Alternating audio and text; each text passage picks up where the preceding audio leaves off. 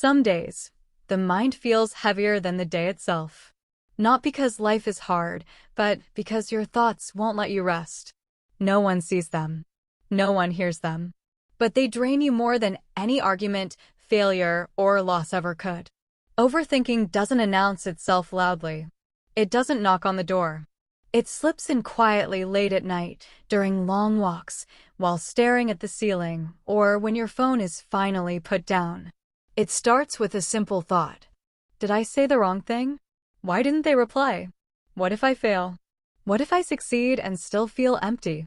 And before you realize it, that single thought multiplies into 1,000 voices, all talking at once, all demanding answers, all refusing to let you rest. Overthinking is not thinking deeply. It's thinking endlessly. It's replaying conversations that already ended. It's predicting futures that may never happen. It's carrying guilt from the past and fear from the future at the same time. And the hardest part? Most overthinkers don't lack intelligence. They don't lack awareness. They don't lack effort. They care deeply. They feel deeply. They want to do things right.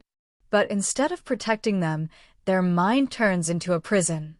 You wake up tired, not because you didn't sleep, but because your mind never did.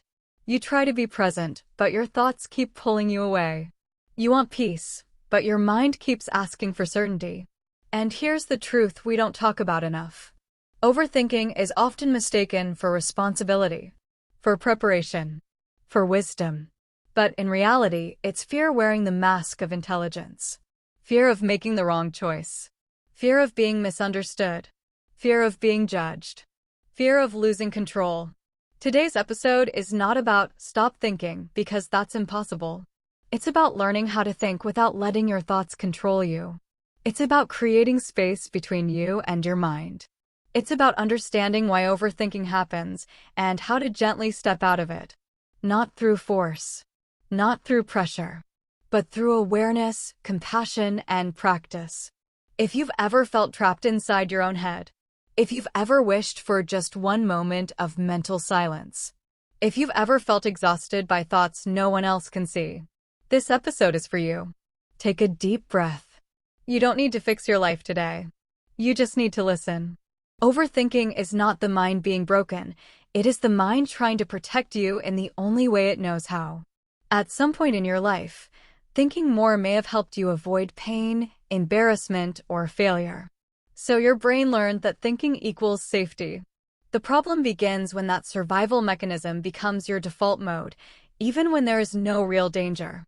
Your mind is designed to predict, analyze, and prepare. But it was never designed to constantly judge, replay, and catastrophize. Overthinking happens when the mind is stuck in a loop of what-ifs, should-haves, and what does this mean about me, without ever reaching resolution. One of the biggest misunderstandings about overthinking is believing that more thinking will eventually lead to certainty. But certainty is not something the mind can create on demand. Life is uncertain by nature, and when you demand guarantees from an unpredictable world, the mind panics and starts spinning faster. Overthinking often shows up in patterns. You replay conversations and criticize yourself for what you said or didn't say. You imagine future scenarios and mentally rehearse every possible outcome. You analyze other people's tone, behavior, and silence, trying to decode meanings that may not even exist. And slowly, you begin to doubt your decisions, your worth, and your intuition. Another reason overthinking feels so powerful is because thoughts feel personal. When a thought appears in your mind, it feels like it is you. But thoughts are not facts, and they are not commands. They are mental events, shaped by memory, fear, habit, and emotion. The problem is not the thought itself, but the belief that you must engage with every thought that appears. When you overthink, your nervous system often remains in a state of alert. Even when nothing is happening externally, your body feels tense internally. Your shoulders tighten, your breath becomes shallow, and your sleep becomes restless. Overthinking is not just mental. It is deeply physical.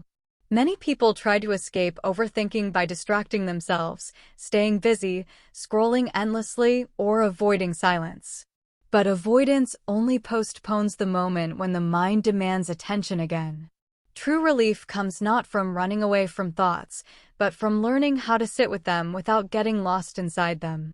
One powerful shift begins when you stop asking, "How do I stop thinking?" and start asking, "Why am I afraid to stop thinking?" Often, underneath overthinking is a fear of losing control, a fear that if you let go, something bad will happen, or you will fail, or you will be exposed. But consider this. How many of your worst imagined scenarios have actually come true? And even when things did not go as planned, how many times did you survive, adapt, and grow anyway? Overthinking underestimates your resilience while overestimating your risk. Learning to step out of overthinking involves practicing awareness. When a thought appears, instead of diving into it, you notice it. You name it. You observe how it makes your body feel. And you remind yourself that not every thought deserves your time and energy. Another important realization is that overthinking thrives in isolation. When thoughts stay trapped in the mind, they grow louder and more convincing. When spoken out loud, written down, or shared with someone safe, they often lose their intensity. Clarity comes from expression, not suppression.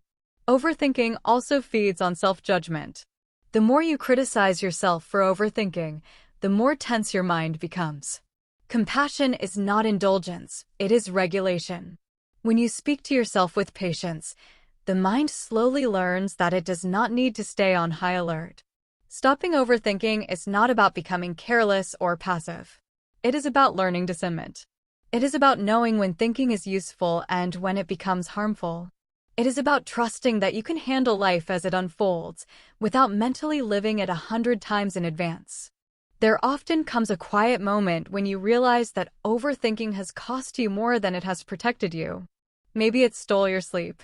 Maybe it stole your joy. Maybe it stole moments that could have been peaceful but were instead filled with mental noise. Maybe it made you doubt yourself so deeply that you stopped trusting your own decisions.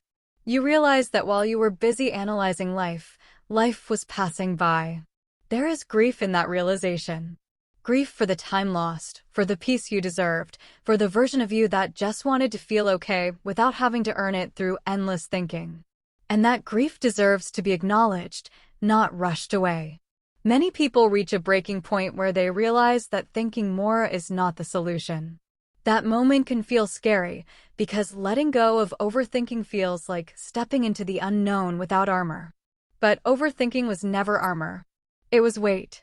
Imagine how much lighter life could feel if you did not question every decision after making it, if you did not replay every mistake until it lost its original shape, if you did not constantly prepare for problems that may never arrive. Imagine how much energy you would have for living instead of worrying. The emotional peak of this journey is not a sudden disappearance of thoughts, but a moment of surrender. A moment where you say, "I cannot think my way into peace, but I can allow myself to feel it." A moment where you choose presence over prediction.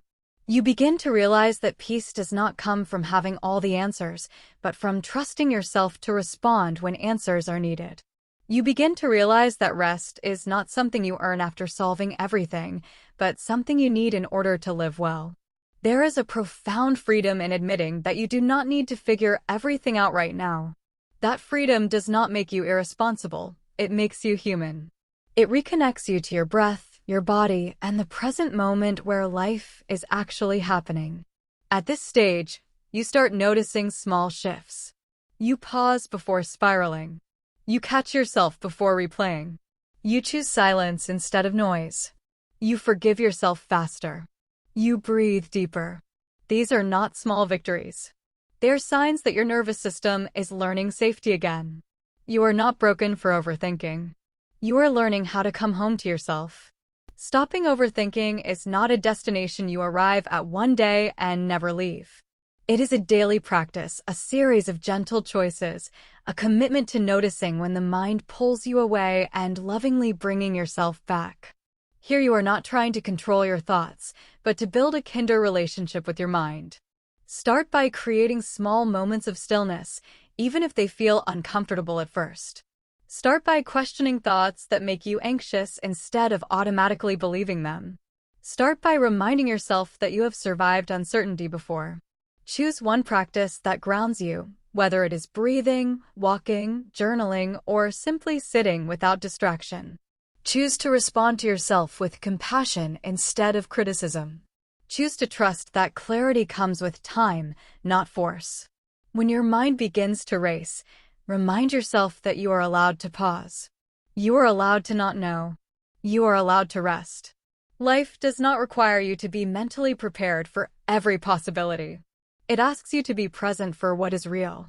Overthinking may not disappear overnight, but it will loosen its grip when it realizes you are no longer afraid of uncertainty. And in that space, peace slowly returns, not as silence, but as steadiness.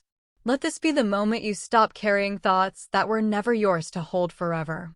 Let this be the moment you choose presence over pressure, trust over fear, and peace over endless mental noise. Because your life is not meant to be lived in your head. It is meant to be lived fully here and now.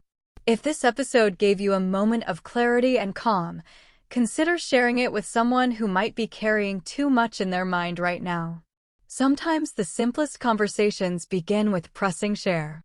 If you'd like to continue these reflections and grow together, make sure to follow or subscribe so you don't miss future episodes.